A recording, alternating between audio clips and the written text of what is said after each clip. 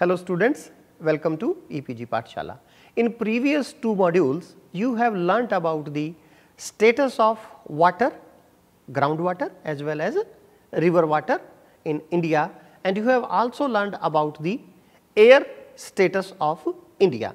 In addition to that, you have also learned about different laws that have been enacted in India with respect to water and air. This module is in continuation to those two modules, and this module is on the current status of environment in India. In this module, we shall be studying about waste management and about energy resources. You know that waste management is very important. Rather, Government of India has started Swachh Bharat Abhiyan to have the better management of the waste. Similarly, you know that how important is energy conservation.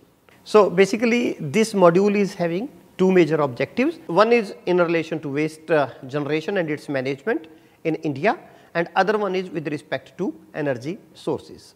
So, the waste generation and management sub theme will be including solid waste generation in India, classification of solid waste, then waste management and policies in India, and waste disposal system in India, and we will also have a brief discussion on biomedical waste management in India and various initiatives taken by Government of India in relation to waste management. In the second topic, we will be studying about the status of energy resources in India, and here we will be emphasizing mainly on coal, petroleum and natural gas. In addition to this, we will have some discussion on the renewable energy resources available in India. India is basically an agriculture based nation, but slowly this country is converting into the industrial as well as services oriented country. If you have a look on censuses of previous years, you will find the number of people employed in agriculture is decreasing, whereas the number of people working in industrial sector and service oriented sector is increasing. So, as per the 2011 census, about 377 million people are living in 7,935 towns or cities. The cities loaded with population and lots of industrial activities are mainly responsible for the generation of huge amount of municipality solid waste, because the economic status of people is increasing. When the economic status is increasing and when purchasing power is increasing, they are purchasing more, and that ultimately producing more and more solid waste. As per the report of Controller and Audit Journal of India, the waste generation by the urban India in 2009 was approximately 48 million tons. Further, during same year, the Department of Economic Affairs estimated that about 58 million tons of waste are generated every year in India. Let me have a look on this table, in which the waste generation in India as given by different agencies is given.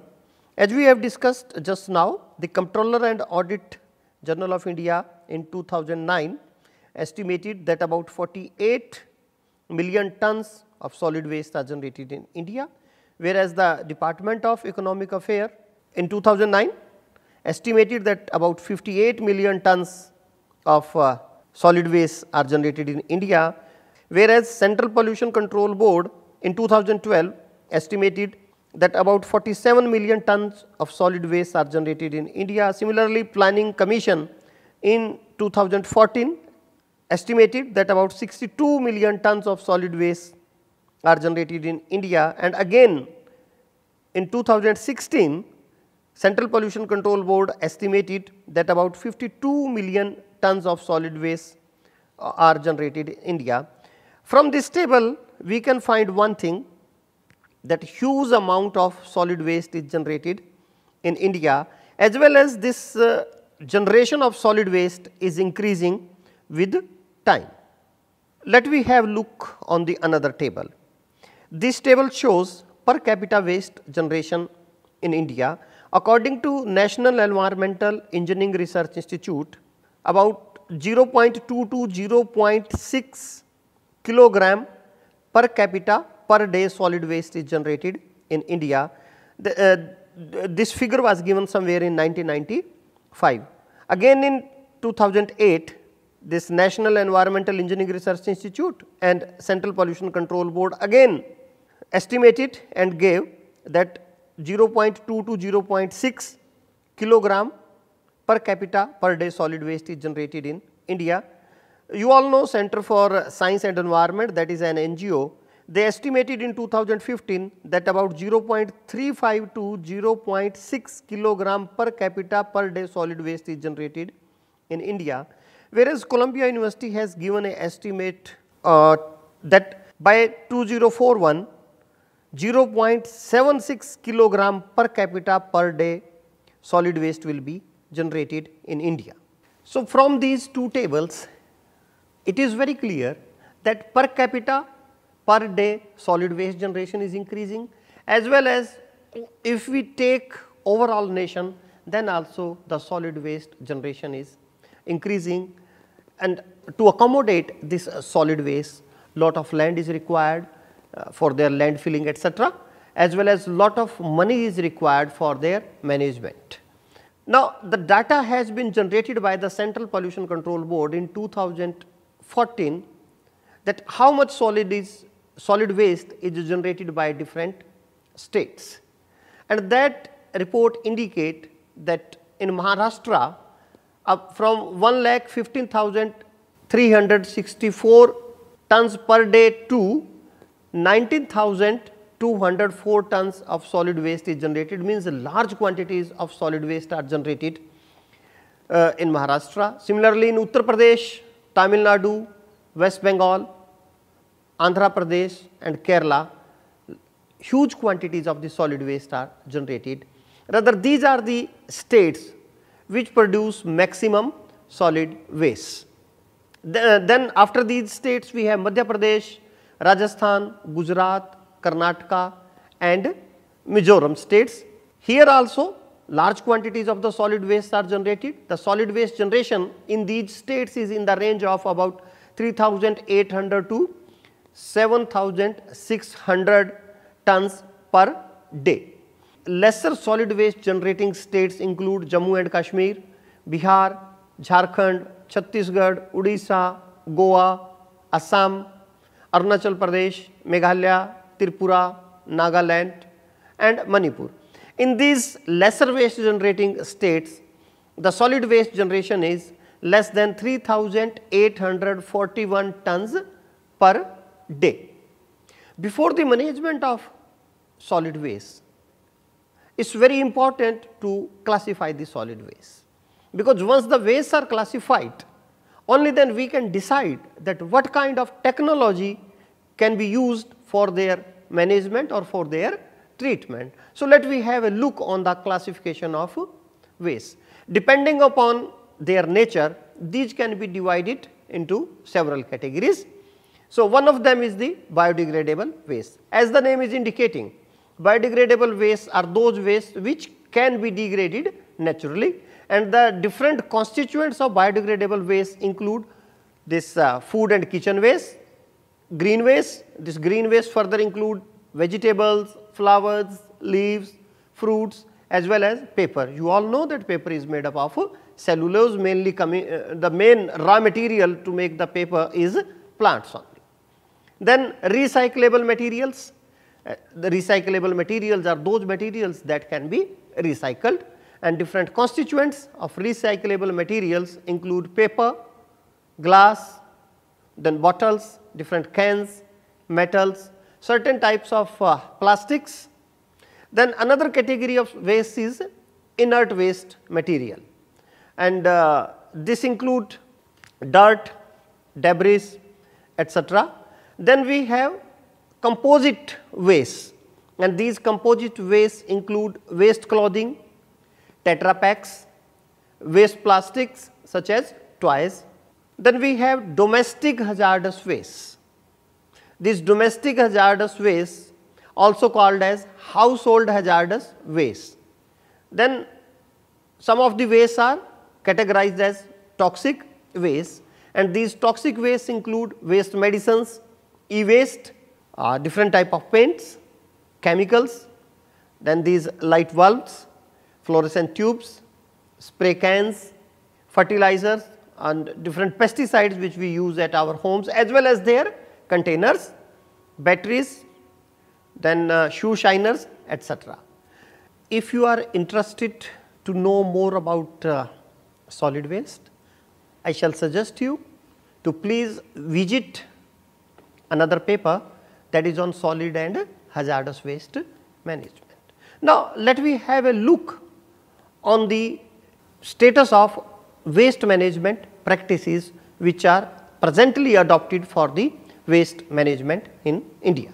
You know that the important steps of waste management are segregation of the waste, collection of the waste, transportation of the waste, and then treatment or management of the waste. So, we will be having a look on the each step, that what is the present status of these steps in India. As far as segregation is concerned, you all know that there is no organized and scientifically planned segregation of municipality solid waste either at household level or community level in India. Rather, in recent times, efforts have been made in the bigger size cities that houses have been provided different kind of bins, but still people are not doing this very properly. Sorting of waste is mostly accomplished by the unorganized sector. As far as collection of the solid waste is concerned, waste produced by houses is usually transferred into community bins that are fabricated mainly from metals, or sometimes these are made from the concrete, or sometimes this is combination of both. These are means of metals as well as of concrete. Street cleaners, they mainly collect the waste from these bins. Then recycling and reuse is another important step of any solid waste management practice. Since unsegregated waste is dumped at community bins, its optimal recycling is not possible. Only rag pickers sort out and take and sell recyclable material like plastic and glass. Means in nutshell we can say only few constituents of the solid waste are recycled or reused. Then transportation, the major means of transportation are hand rickshaws, compactors, trucks, tractors, trailers and dumpers. These all are existing in the bigger cities. Smaller trucks are there which are having small capacity of 5 to 9 tons only, and means unfortunately in smaller towns, when the waste is transported from one place to the other place, then the waste is not properly covered.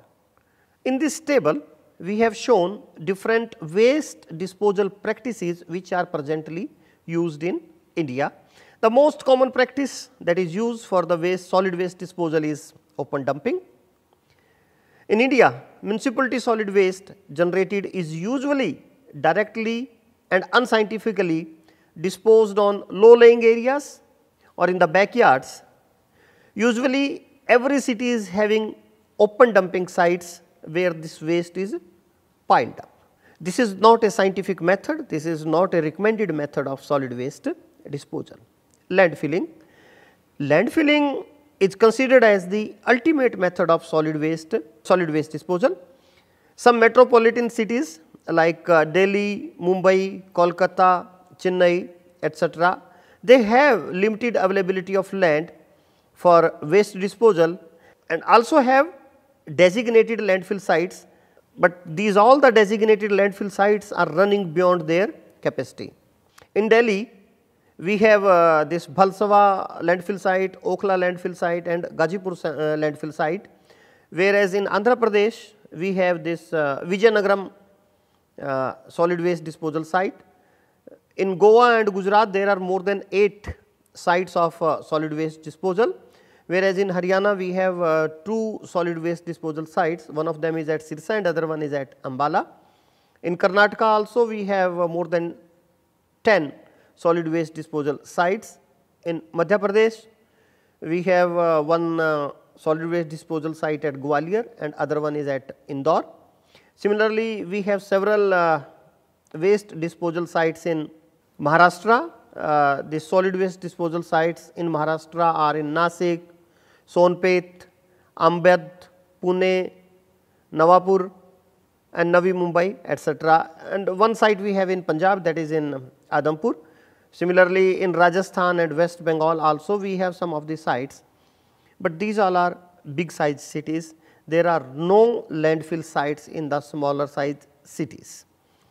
So, in this direction we have to do more and more work so that waste can be properly disposed in the scientifically managed landfill sites. Landfill gas to energy generation plants is another resource recovery method, but in India it has been estimated that methane emission is about 16 million metric carbon dioxide equivalent per annum through landfills. This data is given by the International Energy Agency somewhere in 2008. The energy potential from landfill gas available at selected sites in Delhi is about 8.4 megawatt, whereas in Mumbai it has been estimated as 5.6 megawatt. Similarly, in Ahmedabad it has been estimated 1.3 megawatt, and Pune this has been estimated as 0.7 megawatt. But in most of the cities very less efforts have been made to convert the landfill site into biogas, or less efforts have been made for the recovery of this gas for the use of this landfill gas as fuel. Composting is another very good practice. By composting, the waste is converted into a valuable manure that can be used as soil conditioner in our agricultural field. At few sites, composting plants have been installed in India. Some plants means in different states, several plants have been installed, but most of these plants have not been working on their installed capacity, or a number of plants of them are closed, or a number of them are having other issues, and because of that they are not working properly.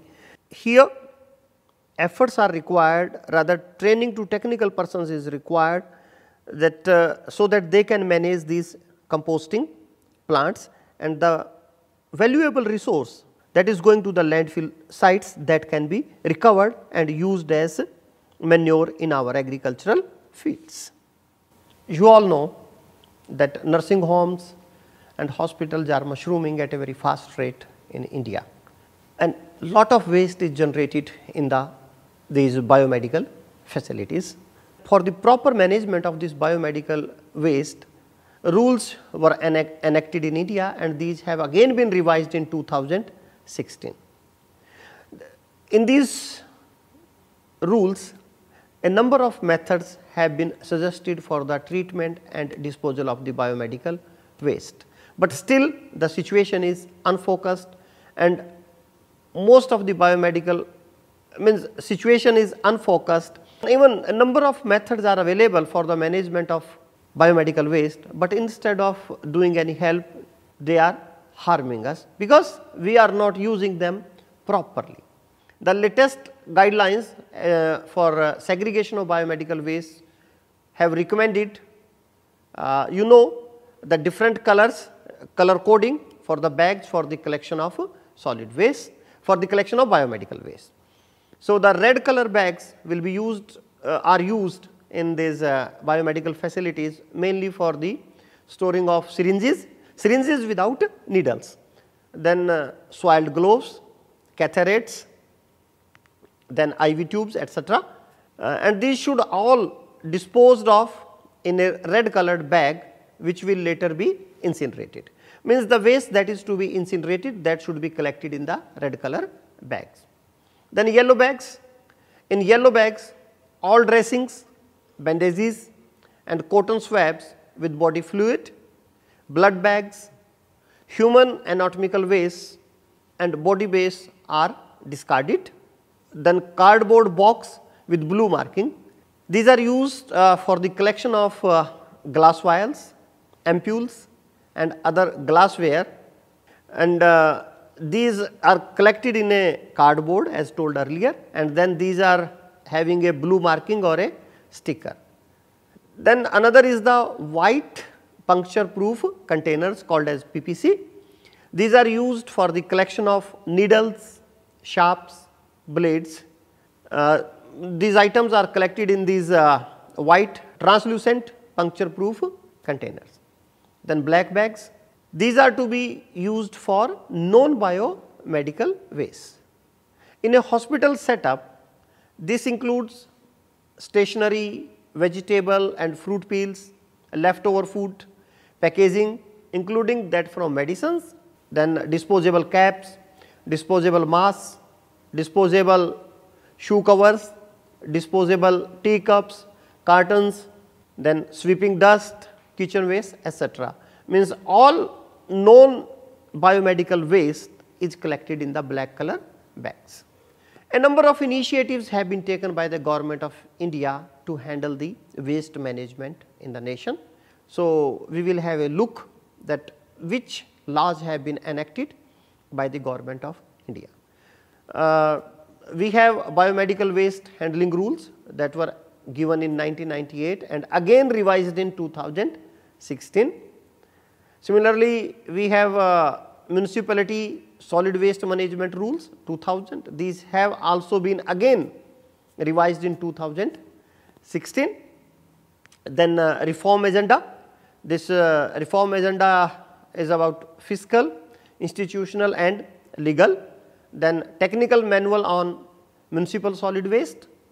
Then management technology advisory group on municipality solid waste management. Then inter-ministerial task force on integrated plant nutrient management from city compost. Another law is tax free bonds by urban local bodies permitted by government of India. Then income tax relief to waste management agencies, this was also given by the government of India. Then public private partnership in solid waste management has also been started by the government of India. Then guidelines for PSP and setting up of regulatory authority. Then introduction of commercial accounting system in urban local bodies and other sector reforms. Then model municipality bylaws framed and circulated for the benefit of urban local bodies for adoption. So, in the first part of this module, we have learnt about the solid waste generation in India, then about its classification in India, then we have learnt about the different methods, we have learnt about the status of different methods that are used for the disposal of solid waste, as well as we had a look on the biomedical waste management and different laws that have been enacted in the country for the management of solid waste. In the second part, we will be studying about the status of energy resources in India. In recent years, India's energy consumption has been increasing at a fast rate, and you all know this is due to population growth and economic development. Rapid urbanization and improving standards of living for millions of Indian households, the demand is likely to grow significantly. As per the report of Statistical Review of World Energy published in June 2017, India is the third biggest country after China and US in energy consumption with 5.5% global share in 2016. Let me have a look on different non-renewable resources as well as renewable energy. So, among non-renewable resources, let me have a look on the coal, availability of coal in India and the status of coal in India. The total availability of raw coal in India in 2015-16 stood at 843.27 million tons, and that of lignite at 45.47 million tons. The availability of coal in the year 2015-16 increased by 1.6% as compared to 2014 and 15. Similarly, the availability of lignite decreased by 8.27% during the same period. Coal deposits in India are mainly confined to eastern and southern central parts of the country. The different states of India where these coal deposits are available include Jharkhand, Odisha, Chhattisgarh, West Bengal, Madhya Pradesh, Telangana and Maharashtra. These states together account for about 98.5% of the total coal reserves in the country. The state of Jharkhand has the maximum share. About 26% of the total coal deposits of the country are present in this state. Then this is followed by the Odisha. In Odisha, about 24.58% of the total coal deposits of India are present. Let me have a look on the renewable energy potential and sources available in India. There is high potential for the generation of renewable energy from various sources in India, and different sources from which renewable energy can be generated. They include wind, solar, biomass, then small hydro and cogeneration bagasse.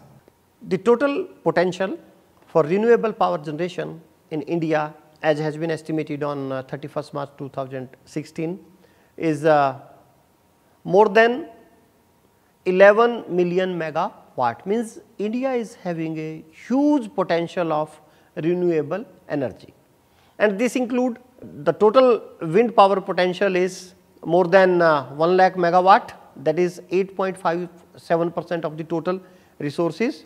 Then wind power potential is about more than 3 lakh megawatt. Similarly, small hydro power plants are having the potential of about 19 to 20,000 megawatt.